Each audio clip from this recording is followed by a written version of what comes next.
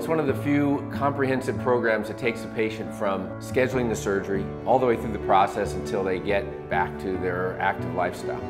I'm Edward Littlejohn, MD, orthopedic surgeon and director of the Silicon Valley Joint Replacement Center here in San Jose, California. We have a staff of between 10 and 15 highly qualified orthopedic surgeons that do a great job with hip and knee replacements. Once we schedule the surgery, my joint care coordinator takes over, contacts the patient, coordinates the preoperative medical planning. We've got to make sure the patients are safe. They have to see their cardiologist. They have to be cleared for surgery. They coordinate all their preoperative testing. They have their class. Then they have their final visit with me right before the surgery. I do a surgery at 9 and they walk at 1 o'clock. And our pain management is key. We do what we call regional anesthetics.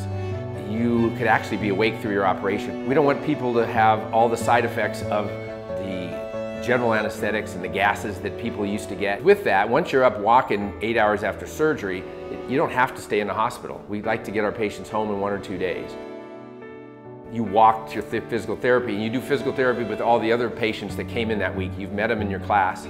You've become collegial with all the other patients that came through that week. And then people get back to their life. They can hopefully drive quickly. They can go back to exercising quickly.